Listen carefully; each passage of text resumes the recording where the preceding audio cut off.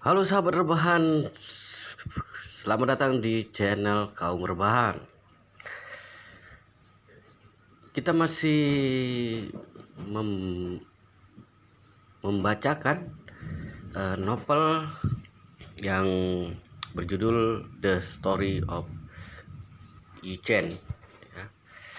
Jadi ini adalah part yang ke-15 ya. Di part ke-15 ini semakin seru ya guys. Jadi kita ikuti terus ceritanya dari novel The Story of Yi Chen. Di part 14 sebelumnya sudah kita ceritakan di sebelumnya ya. Jadi si Yi Chen dan mertua laki-lakinya itu ke pasar barang antik dan akhirnya bertemu dengan keluarga Qin Geng ya, dan di awal dari perselisihan hingga akhirnya Yi Chen itu membantu keluarga Qin Geng ya teman-teman. Oke. Dan kita lanjutkan di part 15 ini. Jangan lupa like, komen, dan share. Juga di subscribe dan klik lonceng notifikasinya supaya teman-teman tidak ketinggalan cerita seru ini.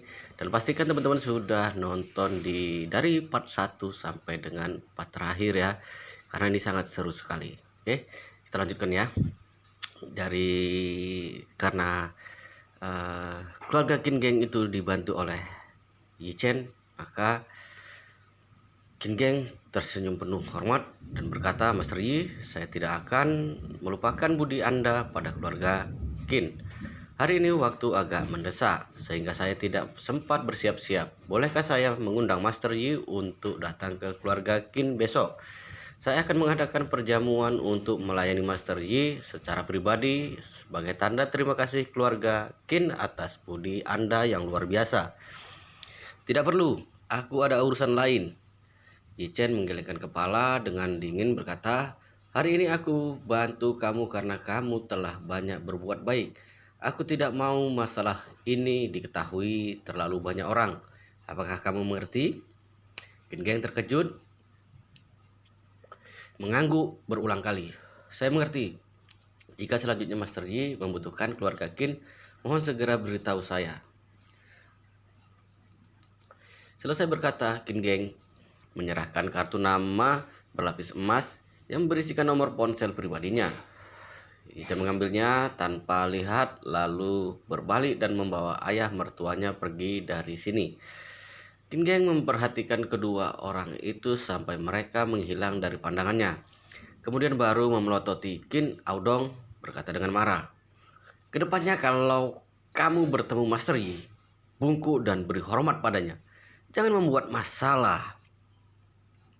Qin Aodong berkata dengan kesal, "Aku juga tidak menyangka bahwa aku akan menyinggung seorang master saat berbelanja di jalanan." Qin Aosu menggetakkan gigi sambil menyaksikan kepergian Yi Chen.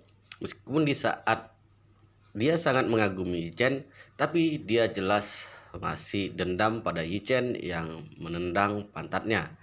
Bagi gadis angku seperti dia, hal semacam ini tidak bisa dimaafkan. Qin Geng menghela napas dan menghiburnya. "Gadis, jangan membalas dendam pada Master Yi. Sekarang keluarga kita hanya bisa mengandalkan Master Yi." "Apakah dia benar-benar bisa diandalkan?" gumam Qin Adong. Qin Geng mengutuk, "Kalau kamu beromong kosong lagi, aku bakal mematahkan kaki anjingmu itu."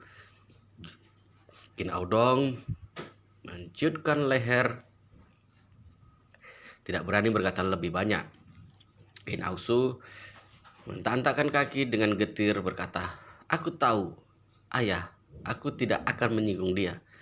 Begitu terpikir bagian tubuh yang masih sakit, Qin Aosu sangat marah dan merasa tidak nyaman di sekujur tubuh. "Sayang sekali." Qin Geng menghela napas sambil menggelengkan kepala. Qin Aoksu bertanya dengan heran. Sayang apanya? Tingting melihat sekilas sebelum berkata, sayangnya Master Yi sudah menikah. Kalau tidak, aku rasa kelihatan kalian berdua amat cocok. Ayah, apa yang kamu bicarakan? Qin Aoksu merasa sangat malu. Dalam perjalanan pulang, Xiao Changkun masih terbenam dalam keadaan kaget.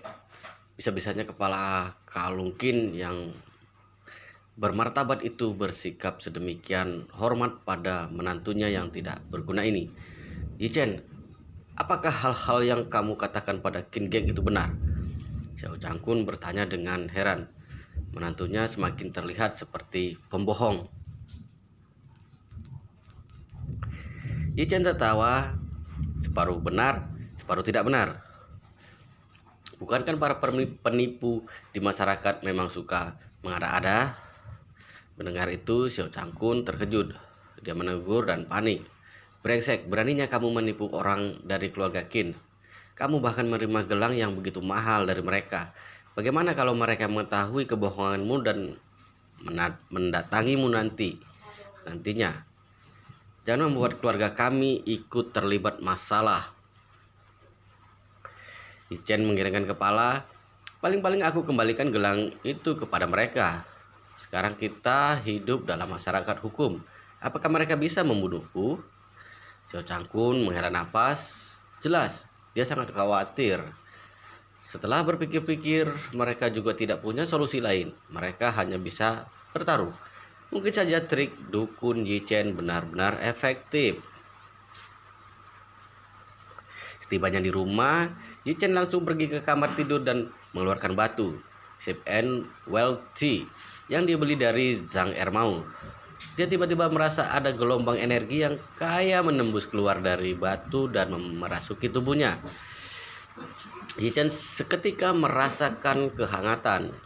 Seluruh dada dan perut terdapat ketidaknyamanan yang tak terkatakan. Segera keringat dingin bercampur kotoran hitam dikeluarkan dari tubuh. Tubuh menjadi sangat rileks.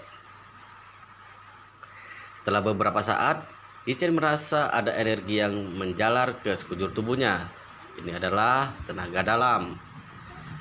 Ketika melihat batu lagi, Yi Chen menemukan bahwa batu sudah kehilangan tenaga dalam dan terlihat seperti batu biasa. Yi Chen memulai metode kultivasi yang tercatat dalam kitab 9 misteri, tapi tetap tidak bisa menyedot tenaga dalam dari batu. Alhasil, Yi Chen hanya bisa memasukkan kembali batu itu ke saku. Secara intuitif, dia merasa barang ini bukan barang biasa. Namun, dia belum bisa mendalami batu ini secara menyeluruh. Dia hanya bisa menunggu sampai tingkat kultivasinya meningkat. Seluruh tubuh terasa lengket dan berminyak. Yi Chen buru-buru mandi. Setelah selesai mandi, waktu sudah lebih dari jam 5 sore. Istrinya Xiao Churan menelpon. Di telepon, Xiao Churan memberitahu Yi Chen bahwa dia sedang mendiskusikan detail proyek di grup di Hao. WEW 760 modifikasi 520 yang dibelikan oleh Yi Chen untuknya kebetulan pajaknya mati hari ini. Dia tidak mengemudi mobil, jadi dia minta Yi Chen mengendarai 530 milik ayah ke grup di Hao untuk menjemputnya. Ditugasi sang istri, Yi Chen tentu tidak akan menolak. Yi Chen segera meminta kunci mobil dari ayah mertua mengemudi menuju grup di Hao. Tibanya di bawah gedung perusahaan, Yi Chen mengeluarkan ponsel untuk menghubungi Xiao Churan. Xiao Churan tidak angkat, tetapi membalasnya di WeChat. Yi Chen, aku masih rapat bersama tim proyek. Kamu tunggu aku sebentar. Terima kasih. Oke, kalau begitu aku akan menunggu di bawah. Selesai membalas pesan Xiao Churan, Yi Chen merokok di luar mobil sambil menunggu. Pada saat ini, Wang Dongsu, wakil ketua Dewan Grup di Hao, menelponnya dan bertanya, "Tuan muda, apakah Anda datang di grup di Hao?" Yi Chen bertanya dengan heran, "Kenapa kamu tahu?" Wang Dongsu berkata, Saya sedang berada di kantor, jadi saya bisa melihat mobil Anda. Yi Chen mendongak dan tersenyum. Ada urusan? Wang Dongsu berkata. Nyonya muda sedang rapat dan mungkin masih lama. Saya mau tanya apakah Anda punya waktu? Kalau Anda punya waktu, saya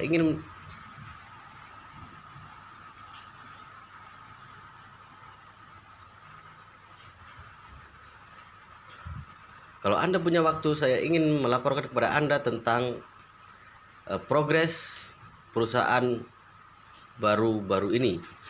Yi Chen berpikir sejenak. Dia tidak terlalu sering menolak grup di Hao akhir-akhir ini. Dia tidak boleh mengabaikan urusan perusahaan. Oleh karena itu dia berkata, "Oke, tunggu, aku naik sekarang juga." Wang Dongsu berkata, "Kalau begitu Anda langsung pergi ke kantor Anda. Saya akan melapor kepada Anda di kantor Anda." Oke.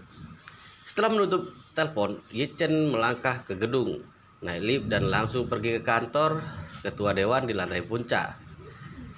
Ketika dia berjalan keluar dari pintu lift dan menuju ke kantor, sebuah pintu di belakangnya tiba-tiba terbuka.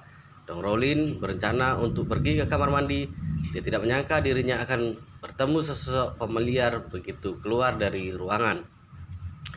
Dia tidak menyadari bahwa sosok itu adalah Yi Chen. Dia cuma merasa bahwa sosok itu sangat mirip dengan orang kaya tingkat dewa yang ada di TikTok.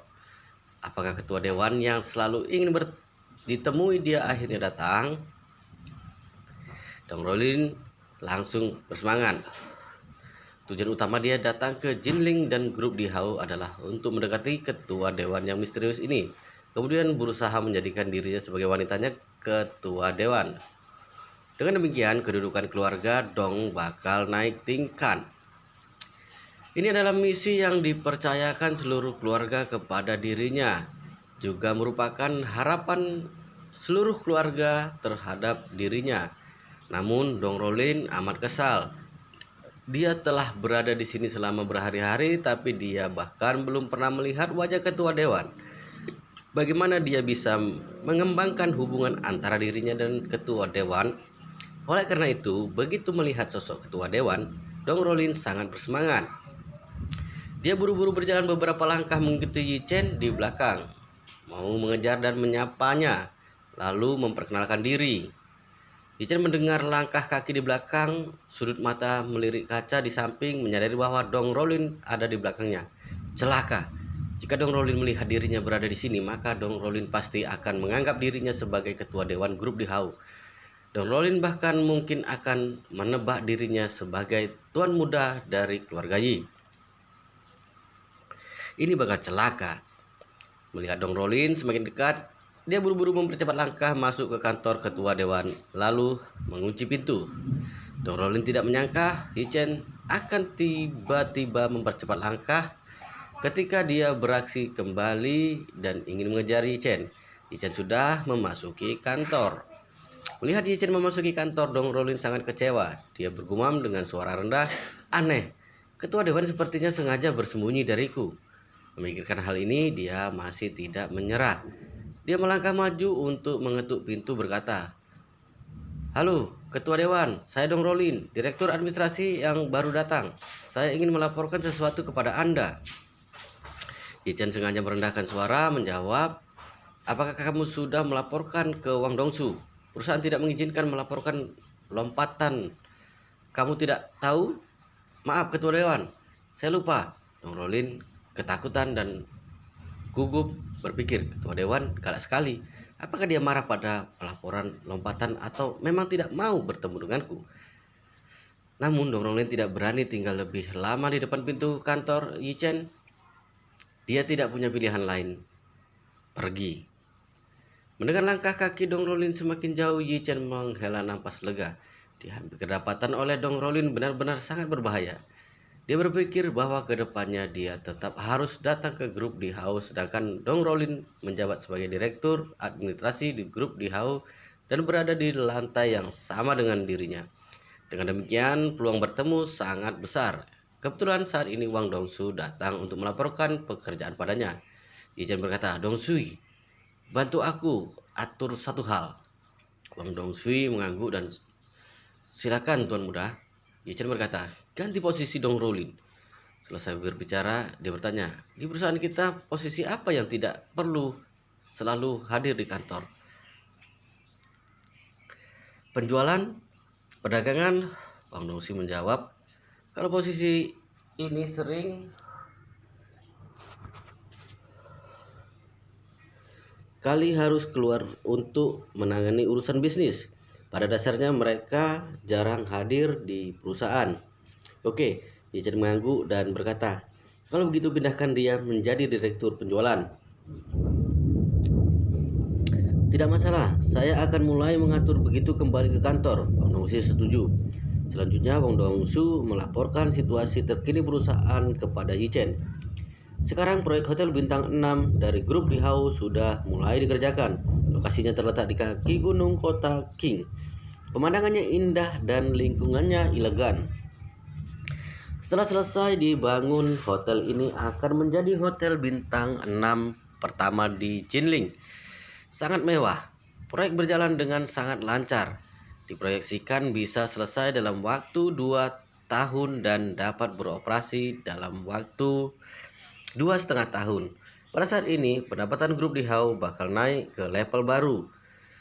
Yi Chen menginstruksikannya, kalau istriku melakukan pekerjaan dengan baik dan memiliki waktu senggang, kamu boleh memberinya beberapa proyek lain dari grup Di Hao. Wang Dongsu segera menjawab, tenang saja tuan muda, saya akan menanganinya dengan baik. Mengingat istrinya mungkin sudah hampir selesai rapat, Yi Chen berkata kepada Wang Dongsu, kamu panggil Dong Rolin ke kantormu sekarang biar aku bisa keluar.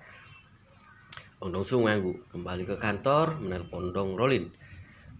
Karena dicari Wang Dongsu, Dong Rolin pun langsung pergi ke kantornya. Saat ini pula Yi Chen buru-buru turun ke lantai bawah. Begitu turun, dia melihat Xiao Churan berjalan keluar dan dengan tampang lelah. Xiao Churan jelas kelelahan karena masalah proyek. Berkata tanpa daya, kerjaan sekarang sangat banyak, sibuk sekali. Yi Chen bertanya dengan iba, bagaimana kalau kamu membagi pekerjaannya dengan orang lain? Atau tidak perlu mengerjakannya lagi? Tidak boleh, ujar Xiao Churan. Aku baru saja menjadi direktur, posisiku belum stabil. Aku harus bekerja keras. Kalau tidak, abang sepupuku pasti akan mengambil kesempatan untuk merebut posisi. Memikirkan Xiao Hailong, Xiao Churan merasa kesal. Orang ini sangat menyebalkan, selalu menentang dirinya dan suka melakukan hal-hal yang merugikan diri sendiri dan orang lain. Dalam perjalanan pulang, Xiao Churan memejamkan mata untuk beristirahat, sementara Yi Chen fokus untuk mengemudi dan tidak mengganggunya. Saat ini di kantor Wang Dongsu memberitahu Dong Rolin tentang pengangkatan baru. Dong Rolin agak terkejut. Dia baru saja menerima jabatan sebagai direktur administrasi, sekarang malah dialihkan ke bagian penjualan. Mengapa demikian? Wang Dongsu menjelaskan kepadanya, aku merasa kemampuanmu sangat tinggi. Sayang sekali kalau kamu ditempatkan di bagian administrasi. Selain itu, aku telah melihat resummu. Jurusan yang kamu ambil pada saat kuliah adalah manajemen bisnis dan pemasaran. Jadi, bidang penjualan ini lebih cocok untukmu. Terlebih lagi, penjualan adalah hal penting bagi perusahaan. Kalau kamu melakukan pekerjaan ini dengan baik, kamu pasti akan memiliki lebih banyak prospek di masa depan. Wang Dongsu tidak omong kosong. Posisi penjualan jauh lebih penting daripada administrasi. Penjualan adalah departemen yang mendatangkan uang untuk perusahaan. Administrasi bagaikan pengurus rumah tangga bagi perusahaan, bertanggung jawab atas hal-hal sepele. Dong Rolin tidak banyak berpikir, sebaliknya dia merasa jika dia bisa melakukan pekerjaan yang baik dalam penjualan dan membawa keuntungan besar bagi perusahaan, maka ketua dewan mungkin akan lebih memperhatikan dirinya. Jadi, ini adalah hal yang baik baginya. Dia keluar dari kantor Wang Dongsu dan gembira. Hal pertama yang dia lakukan adalah menelpon sahabat baiknya Xiao Churan. Begitu panggilan terhubung, dia berkata dengan penuh semangat, Churan, aku dipindahkan ke posisi direktur penjualan. Benarkah? Xiao Churan seketika menjadi semangat berkata, bagus sekali. Kamu memang merupakan talenta penjualan bekerja di bidang administrasi terlalu menyia-nyiakan bakatmu. Sekarang kamu memiliki lebih banyak ruang untuk berkembang. Kamu bakal mencapai prestasi luar biasa. Hehe, Dong Rulin juga sangat senang. Bagaimana kalau kita makan bareng malam nanti? Ajak Yi Chen juga. Securan tampak terpojok. Kami berdua sudah hampir tiba di rumah. Sejujurnya aku sangat capek hari ini. Bagaimana kalau kita merayakannya lain hari? Dong Rolin tahu bahwa Xiao Churan telah bekerja keras akhir-akhir ini. Jadi dia buru-buru berkata, kamu memang bekerja terlalu keras akhir-akhir ini. Sering bekerja lembur dan harapan. Kamu pulang dan istirahat saja dulu. Kita kumpul bareng setelah kamu selesai. Sibuk. Oke, Xiao Churan berkata. Setelah aku menyelesaikan pekerjaanku, kita bisa merayakan bersama. Dong Rolin tersenyum, sepakat. Setelah mematikan telepon, Dong Rolin merasa sedikit sedih. Dia tidak punya banyak teman sejati di Jinling. Satu-satunya sahabat baik yang dimilikinya adalah Xiao Churan. Sekarang dia dipindahkan ke posisi direktur penjualan dan memiliki prospek besar. Ini adalah kesempatan bagus untuk membuktikan diri. Namun dia malah tidak dapat menemukan seorang pun untuk merayakan hal ini. Saat dia sedang bersedih, ponsel tiba-tiba berdering. So Hailong yang menelponnya. Melihat telepon adalah Xiao Hailong, Dong Rolin tidak mau angkat. Dia tidak memiliki kesan yang baik tentang Xiao Hailong. Selain itu, dia juga tahu apa motif dan tujuan Xiao Hailong, yaitu mendekati dirinya dan menarik perhatiannya. Namun, dia benar-benar tidak tertarik pada orang seperti ini. Jadi dia langsung mematikan teleponnya. Tapi Xiao Hailong tidak menyerah. Setelah ditelepon beberapa kali secara berturut-turut, Dong Rolin mengangkatnya dengan enggan, bertanya dengan dingin, "Hailong, ada urusan apa?" Xiao Hailong buru-buru berkata, "Rolin, aku dengar kamu telah dipindahkan ke direktur penjualan." Dong Rolin bertanya dengan heran, "Kenapa kamu tahu?" Xiao Hailong tersenyum. "Aku kebetulan punya beberapa teman yang bekerja di grup di Hao. Mereka bilang mereka mendapat surat pengangkatan baru, jadi mereka pun memberitahu aku." "Iya," jawab Dong Rolin. "Aku memang diangkat menjadi direktur penjualan." Selamat, Xiao Hailong berkata dengan penuh semangat. Posisi ini adalah posisi dengan kekuatan nyata. Berprospek besar, kamu benar-benar beruntung kali ini. Dong Rolin berkata dengan tawar, "Terima kasih." Xiao Hailong berkata lagi, "Rolin, kamu sudah datang ke Jinling lumayan lama. Pertemuan di Maison Tian siang sebelumnya masalahnya cukup tidak menyenangkan. Untuk mengungkapkan rasa maafku, aku mau mengundangmu untuk makan bareng lagi. Hari ini kebetulan kamu pindah ke jabatan direktur penjualan. Ini adalah hari yang membahagiakan dan patut dirayakan. Bagaimana menurutmu?" Dong Rolin menolak. "Tapi aku mungkin harus bekerja lembur malam ini." Xiaolong berkata, "Rolin, hal yang membahagiakan harus dirayakan tepat waktu. Kalau tidak, kamu tidak akan merasakan kegembiraannya besok. Kamu tidak punya banyak teman di Jinling. Bagaimana kalau kita berdua cari tempat untuk merayakan bersama? Tidak perlu panggil orang lain supaya tidak terlalu bising. Bagaimana menurutmu?" Dong Rolin agak tergerak. Sejujurnya dia benar-benar ingin merayakannya. Namun Xiao Churan tidak bisa datang. Dia tidak tahu harus merayakan dengan siapa. Sekarang Xiao Hailong berinisiatif menelponnya, memberinya ruang untuk memilih. Meskipun Xiao Hailong agak munafik, tapi lebih baik merayakan berdua daripada sendirian. Memikirkan hal ini, Dong Rolin berkata, "Kalau begitu, kirim alamatnya ke aku." "Oke, aku sudah membuat reservasi di restoran Jinling. Setelah kamu tiba, laporkan saja namaku." Dong Rolin mengangguk dan berkata, "Oke, kalau begitu aku akan pergi sebentar lagi." Dong Rolin meninggalkan perusahaan, naik taksi ke restoran Jinling. Meskipun tempat ini tidak sebagus Mansion Siang, tapi termasuk sebagai salah satu restoran terbaik di Jinling. So Hailong mengenakan setelan jas, merapikan rambut dan yang dioles minyak, berdiri di depan pintu dengan temperamen lembut menunggu kedatangan Dong Rolin. Namun balutan di matanya benar-benar menghancurkan suasana yang sengaja diciptakan. Dong Rolin mengenakan pakaian kasual dan celana jeans. Penampilannya terlihat berenergi muda. Saat dia turun dari mobil, dia langsung menarik perhatian semua orang di sekitar. Sehalong menyambutnya dengan senang hati. "Rolin, kamu cantik sekali hari ini. Ayo masuk, semuanya sudah disiapkan." "Terima kasih." Dong Rolin tersenyum sopan. Keduanya duduk, hidangan segera disajikan. Xiao Hailong meminta pelayan untuk membawakan sebotol anggur merah terbaik.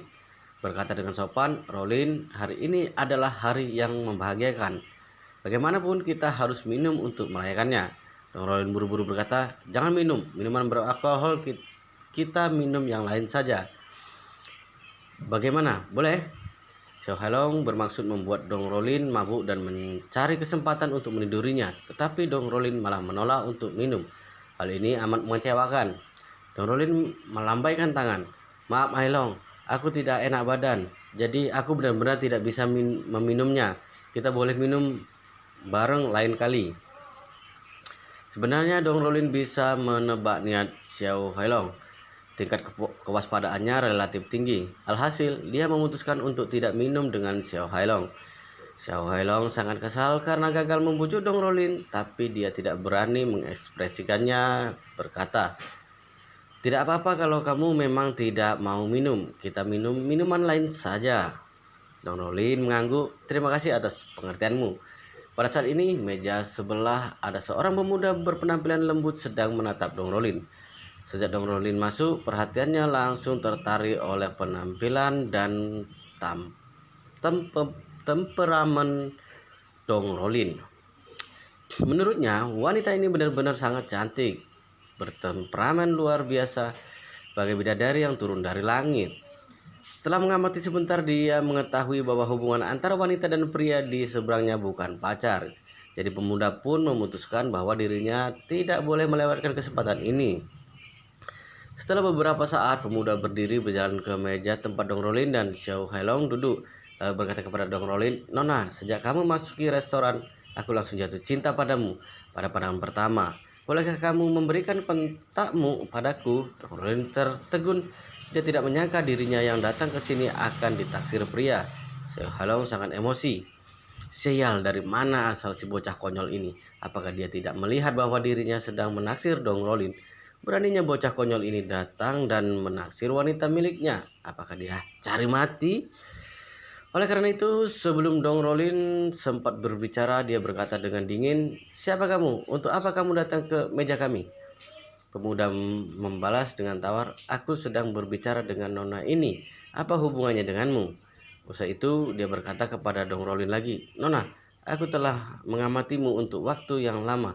Awalnya aku tidak ingin datang dan mengganggu kamu, namun aku benar-benar sangat menyukai kamu. Aku takut aku akan melewatkan kesempatan ini. Itulah mengapa aku datang ke sini. Mohon pengertiannya." Sehalong langsung meledek. "Sial, anjing macam apa ini? Berani-beraninya dia merebut wanita denganku." Dia langsung mengutuk, "Aku peringatkan, sebaiknya kamu pergi sekarang juga. Kalau kamu berani banyak omong dan mengintip dia lagi, aku bakal mencungkil mata anjingmu itu." Pemuda menoleh untuk melihat Dong Rolin dan bertanya, "Pacarmu?" Dong Rolin menggelengkan kepala.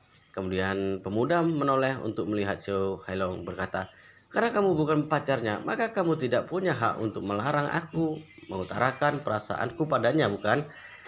Xiao Hailong mencibir, "Aku tidak suka kamu melihatnya, jadi kamu tidak boleh melihatnya lagi." Pemuda mengernyit, "Kamu kelihatannya sangat hebat." Xiao Hailong mencibir, "Bocah, aku adalah anggota keluarga Xiao. Kalau kamu tahu diri, pergi dari sini sekarang juga. Jangan membiarkan dirimu terlibat masalah." Dong Rolin seketika merasa muak. Pertama, dia tidak menyukai pengakuan secara langsung dari pemuda. Kedua, dia tidak menyukai Xiao Hailong berlagak seolah dirinya adalah orang terhebat di dunia. Raut muka pemuda sontak berubah. Dia menatap Xiao Hailong dan berkata dengan dingin, "Apa-apaan keluarga Xiao itu? Kamu itu apaan? Aku peringatkan kamu, jangan berlagak di depanku. Kalau tidak, aku bakal membuat dirimu keluar dari sini dalam keadaan terbaring. Seo Hailong mengertakkan gigi, amarah membanjiri hatinya. Siapa orang ini? Beraninya dia berlagak hebat di depannya. Saat pertama dia mengundang Dong Rolin untuk makan bareng, dia dipermalukan di hadapan Dong Rolin. Kalau dia tidak menghajar pemuda ini dan dipermalukan di hadapan Dong Rolin lagi, maka bakal lebih susah baginya untuk mendapatkan Dong Rolin. Memikirkan hal ini, dia mengambil botol anggur di atas meja, berteriak, "Ngomong apaan kamu di sini? Cari mati!" Kemudian botol membentur kepala pemuda. Dengan diiringi suara keras, darah pemuda langsung mengalir. Pemuda dihantam olehnya seketika merasa pusing dan hampir tidak bisa berdiri tegak. Orang-orang di sekitar juga terkejut dengan aksi mendadak ini. Seo Hailong menatap pemuda yang berlumuran darah di wajahnya, mencibir, "Jika kamu masih tidak mau keluar, aku akan mematahkan kakimu." Pemuda mengertakkan gigi dan menutupi kepalanya dan berkata, "Oke, kamu cukup berani, tunggu saja." Setelah itu, pemuda memegang kepalanya yang terluka dan lari keluar dengan tergesa-gesa. Shalong tertawa menghina dan berkata, "Bodoh, berani mengancamku. Dia seharusnya cari tahu dulu siapa yang ditakuti." Seo Hailong. Setelah itu dia dengan sengaja berkata kepada Dong Rolin dengan ekspresi puas, "Rolin, selalu ada lalat seperti itu di mana-mana. Jangan terpengaruh olehnya. Ayo kita lanjut makan, tidak perlu menghiraukan dia." Dong Rolin merasa tidak dalam suasana hati yang baik setelah kejadian ini. Dia mengangguk dan tidak berbicara. Saat makan, Seo Hailong mencoba menyegarkan suasana beberapa kali, tetapi Dong Rolin tidak menanggapinya sama sekali.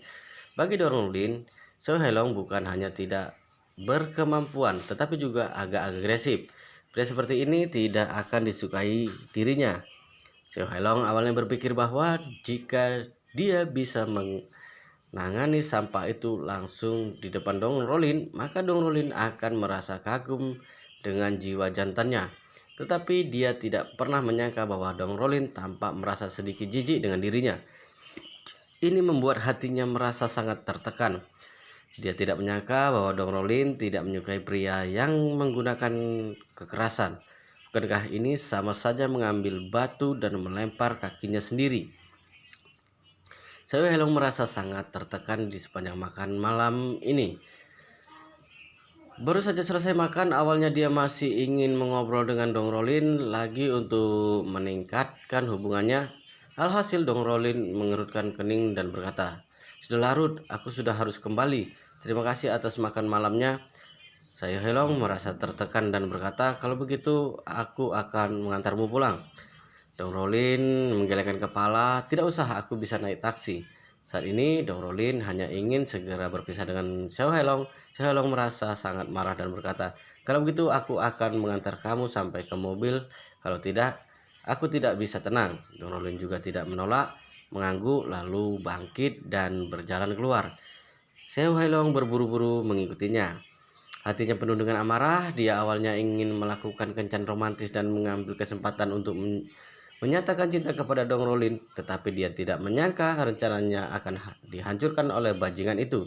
Tidak ada kesempatan sama sekali dan dia sepertinya telah meninggalkan kesan yang buruk pada Dong Rolin. Sialan. Jangan sampai aku bertemu dengan anjing itu lagi. Jika aku bertemu dengannya lagi, aku pasti akan membunuhnya. Seo Hailong mengumpat dengan ganas. Pada saat ini, Yi Chen juga baru saja selesai makan dan sedang membersihkan piring. Securan berkata dengan cemas saat ini, "Yi Chen, ada sebuah dokumen kutipan supplier di tasku. Apakah kamu melihatnya?" Yi Chen menggelengkan kepalanya. "Aku tidak menyentuh tas kamu sejak kembali."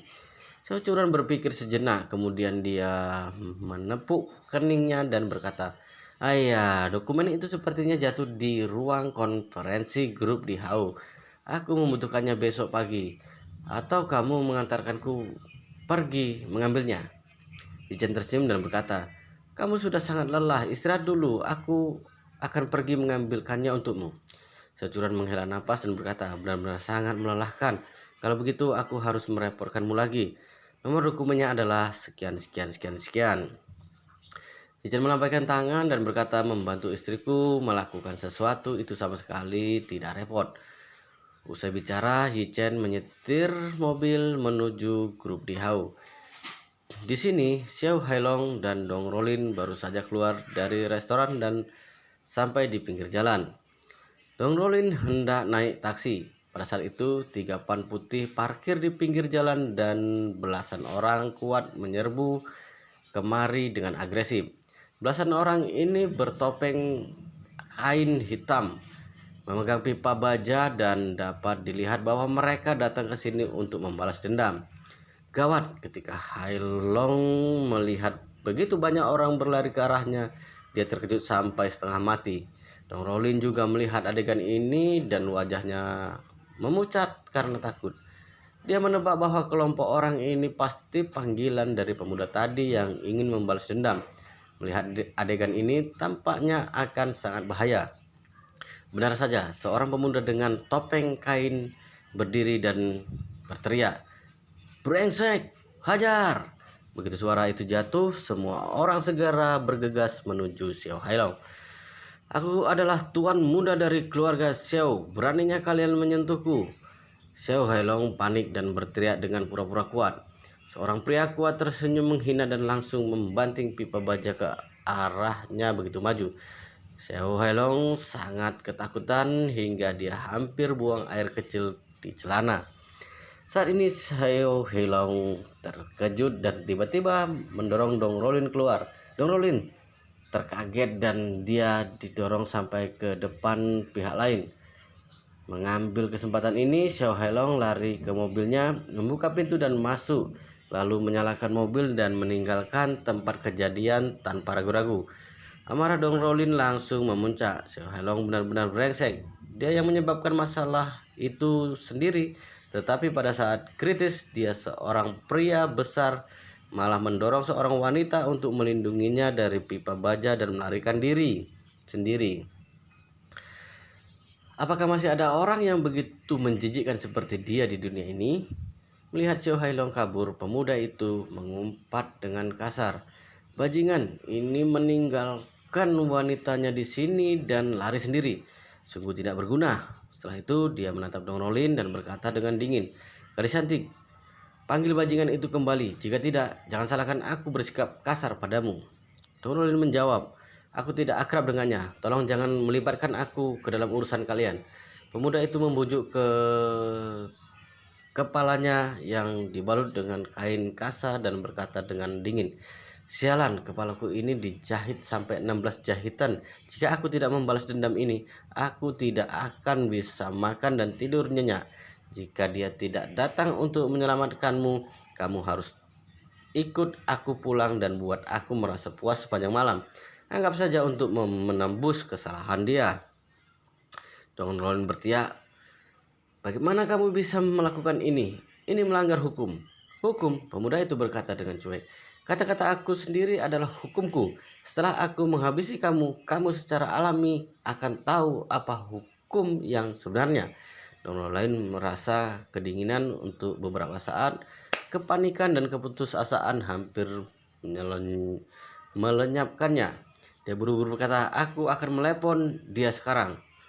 Usai bicara, dia mengeluarkan ponselnya dan menelepon Xiao Hailong.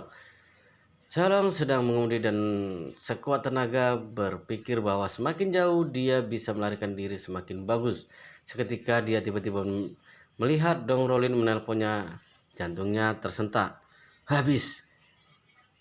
Dia langsung mendorong Dong Rolin untuk melindungi dirinya. Wanita ini pasti sangat membencinya sekarang. "Dasar brengsek, sungguh sial."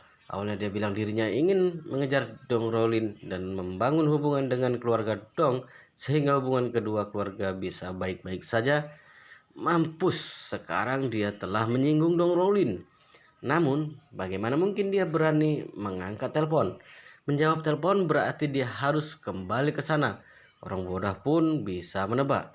Tapi, apakah dia masih bisa hidup jika dia kembali?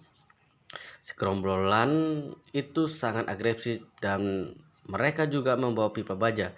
Bahkan jika mereka tidak mengambil nyawanya, takutnya dia akan dipukuli sampai cacat seumur hidup. Wanita memang penting, tetapi nyawanya lebih penting. Jadi dia memutuskan untuk terus melarikan diri. Biarkan dong Rolin sendirian di sana. Rolin tidak bisa menghubungi dan dia merasa putus asa. Dia memohon kepada pemuda itu, "Aku bisa membayar kamu uang. Tolong lepaskan aku pergi. Ini tidak ada hubungannya dengan aku."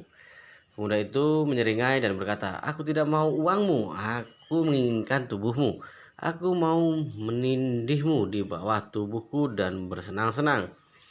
Dong Rolin sangat ketakutan. Dia tahu bahwa jika dia tidak mencari solusi, orang ini pasti tidak akan melepaskannya. Jadi, saat pemuda sedang tidak waspada, dia meletakkan gigi dan menendang bagian selangkangan pemuda. Pemuda tidak menyangka Dong Rolin berani melawan. Dia ditendang tepat di selangkangannya. Dengan diiringi jeritan kesakitan, dia melepaskan tangan, melambaikan tangan dengan ganas dan memasukkan pisau. Dong Rolin hendak melarikan diri, namun dia tiba-tiba merasakan sakit yang tajam di pahanya. Dia berteriak dan jatuh ke tanah. Belati tajam menusuk kakinya dan darah mengalir. "Sialan, masih mau lari?" Pemuda menjadi marah, menjambak rambutnya dan mencibir dan berkata, "Selamat, kamu berhasil membangkitkan amarahku. Malam ini semua anak buahku dan aku akan merawatmu dengan baik. Kami akan membuatmu merasa puas sepanjang malam." Dong Rolin meneteskan air mata dengan pasrah. Dia menebak dirinya akan segera bertemu ajal. Dia tahu pemuda ini tidak akan melepaskannya.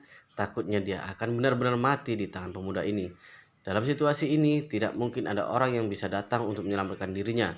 Tidak disangka, mobil BMW hitam perlahan-lahan mendekat Jichen yang sedang mengemudi, melihat sekaligus sekilas, lalu tiba-tiba mengerutkan kening.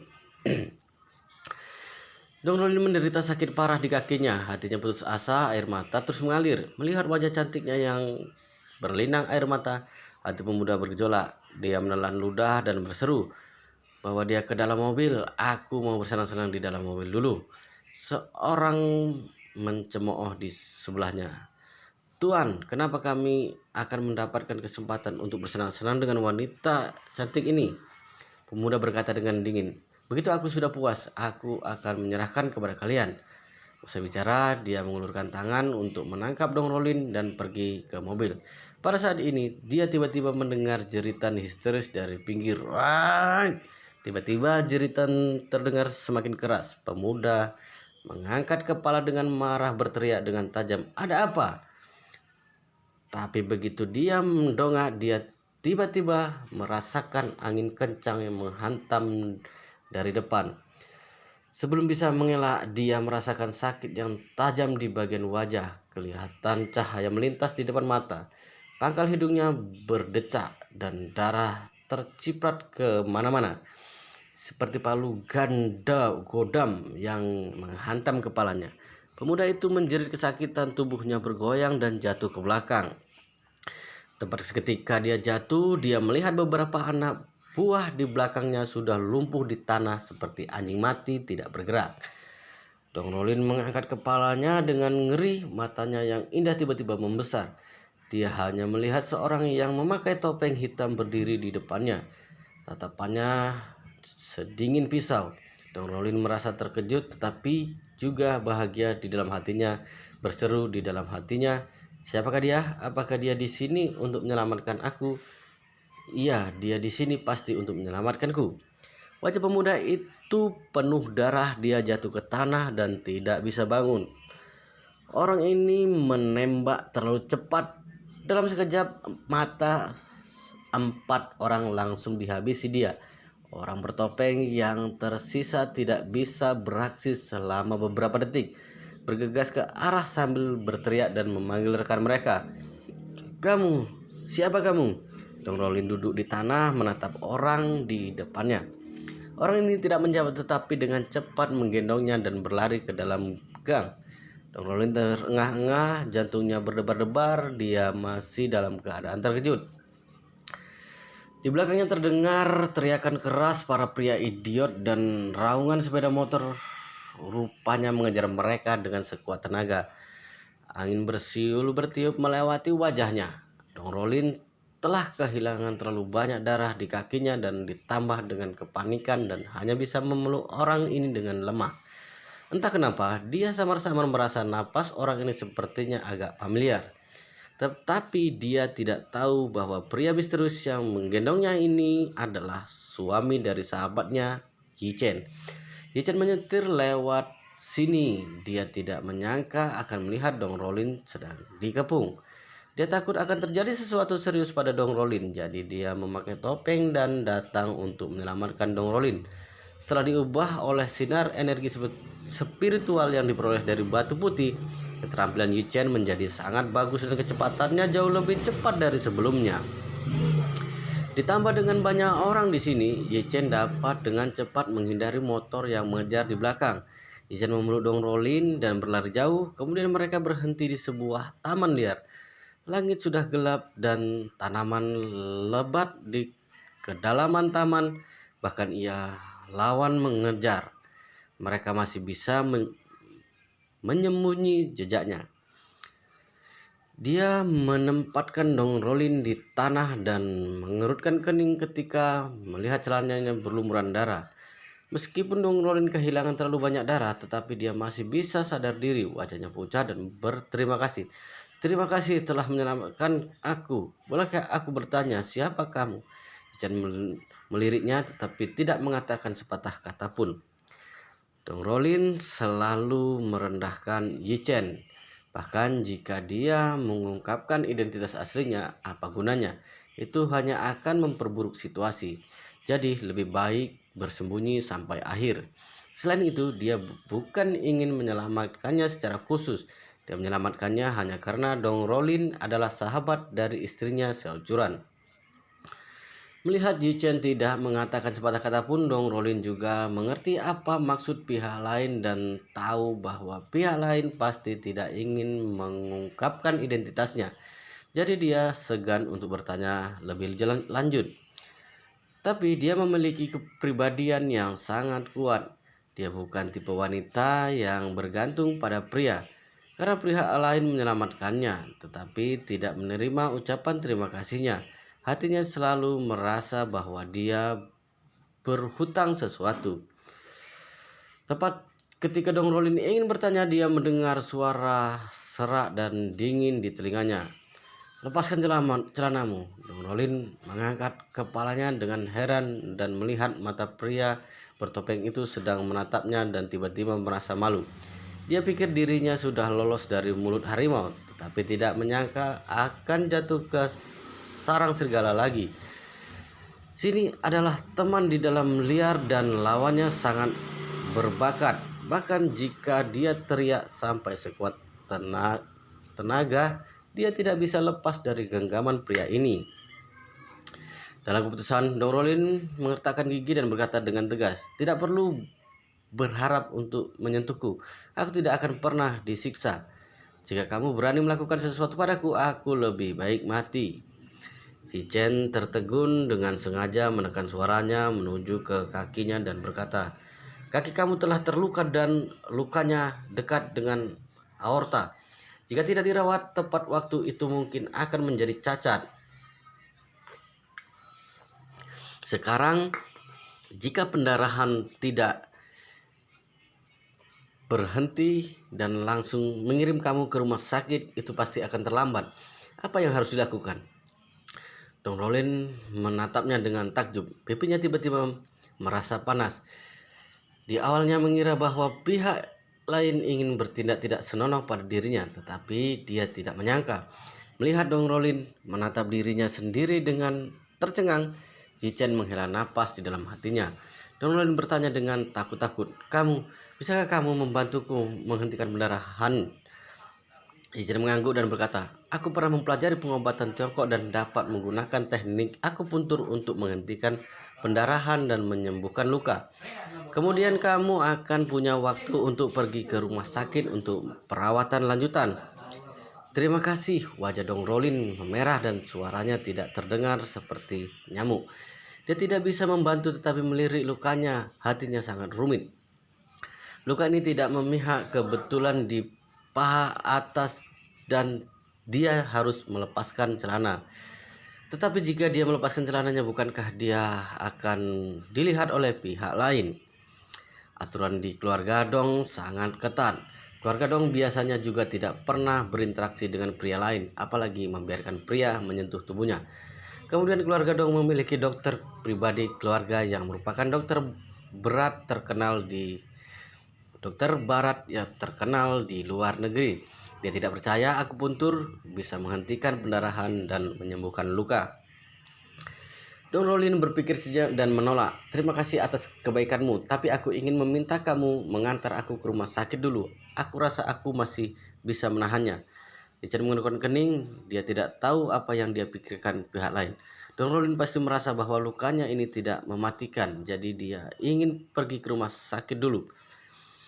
Tapi dia tidak tahu bahwa alasan mengapa tidak merasa serius itu sekarang adalah karena Yi Chen diam-diam memasukkan sedikit kekuatan spiritual ke dalam tubuhnya ketika sedang menggendongnya tadi. Kalau tidak, bagaimana dia bisa bertahan sampai sekarang? Dia akan kehilangan terlalu banyak darah dan mati. Melihat Yi Chen tidak bicara, Dong Rolin percaya bahwa lukanya seharusnya tidak terlalu serius. Jadi dia ingin berdiri. Tapi begitu dia bergerak, lukanya langsung pecah dan semburan darah muncrat. Tubuh Dong Rolin melemah dan duduk di tanah dengan pusing, wajahnya sangat pucat.